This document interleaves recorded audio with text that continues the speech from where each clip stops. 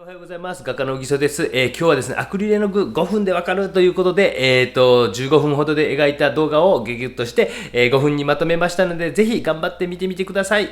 では、それでは解説をしていこうと思います。アクリル絵の具ということで、アクリル絵の具およびアクリルガッシュを使っております。アクリルガッシュとアクリル絵の具の違いは何と言われると、ガッシュというのは不透明、アクリル絵の具が透明というかですね、おそらく炭酸カルシウムという体質顔料というんですけど、難しい話今日はやめときますね。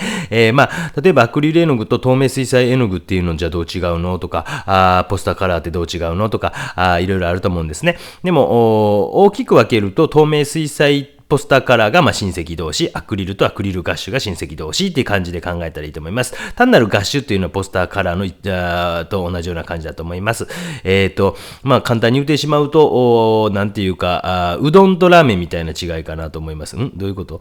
同じ麺類、同じ水彩絵の具なんですけども、例えば、うどんが透明水彩ならば、ラーメンがアクリル絵の具。何が違うの？例えば麺が違うとかね、スープが同じ麺類ですけどというふうに考えたらいいかなと思います。大きな特徴としては何言ってんのですよね。透明水彩というのは薄く重ねていくことが原則。アクリル絵の具は厚くも塗れる。透明水彩というのは若干取れる。アクリル絵の具というのは全く取れないというところが違うというところです。だから筆とかですね、今また油絵の具のようにインプリミトゥーラというか全面にまず塗っておきました。効果系というわけじゃこれアクリルに関してはないんですけども、ちょっと比較をする意味で油絵と同じような描き方をちょっとしてみようかなと思いました。でも出来上がりというのはだいぶ違うんですね。マットになってきたりとか。これも15分で書いてます。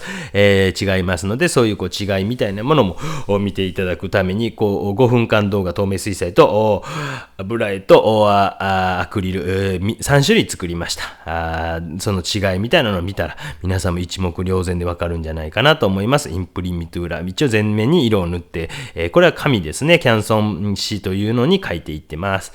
で、影の色とかもまた塗っていって、そしてこれに白。要は絵の具の使い方としては油絵の具に近い使い方ができる。逆に透明水彩のようにも使えるんですよ。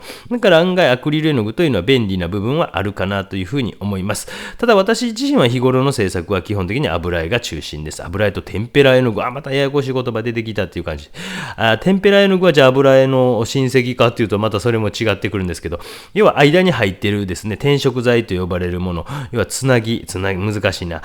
糊ですね。何かと何かが混ざり合って絵の具というのはできているんですけども、油というのは油、乾く性質の油、完成油と呼ばれるものが混ざっている。透明水彩やったらアラビアゴムとか、アクリル絵の具やったらアクリリックポリマーエマルジョンというのが混ざり合っているという、じゃあテンペラ絵の具というのは今は、卵というものが混ざっている背景を描きましたということなんですね。だからちょっとその辺というのはすみません、ちょっとややこしいんでいろいろたくさん動画を上げておりますので、そういったものも参考にしてください。全部どこかで言ってるはずなんです。どこで言ってるかっていうのをおじさんなかなかわかりませんという感じで、一回暗めにしてそこから明るく塗っていく。これはもうまさに油絵の具とすごく似ているかなと思います。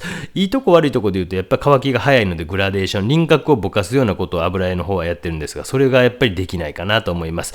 逆に言うとガシガシ描いていけるというか、上にすぐ乾いていくので上にどんどん乗せていけて、油絵よりもガシガシ描いていけるというところあるかもしれません。油絵ももちろん完全に乾いたらまた乗せていけるんですが、乾かないうちっていうのはある程度限界があるかもしれませんので、そういったところの特性みたいなのを理解すると皆様の作品が必ず良くなるんですね。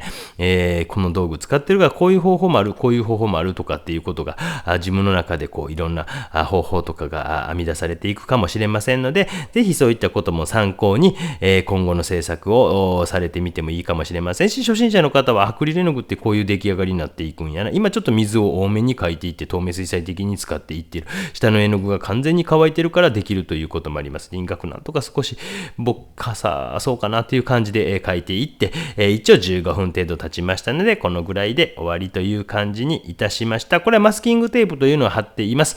なんでこれ貼ってるかというと、サインを入れます。完成として、マスキングテープ剥がすと、ほら、額縁効果と言いますが、ぐぐっと引き締まって見える。以上です。ありがとうございました。どうですか？書けそうですか？書けますよ。どんどん頑張って書いていけばこれぐらい書けるようになると思いますので、皆様ぜひついてきてくださいね。頑張ってください。チャンネル登録よろしくお願いします。では、チャンネル登録よろしくね。SNS もやってってます。よろしくね。よろしくね。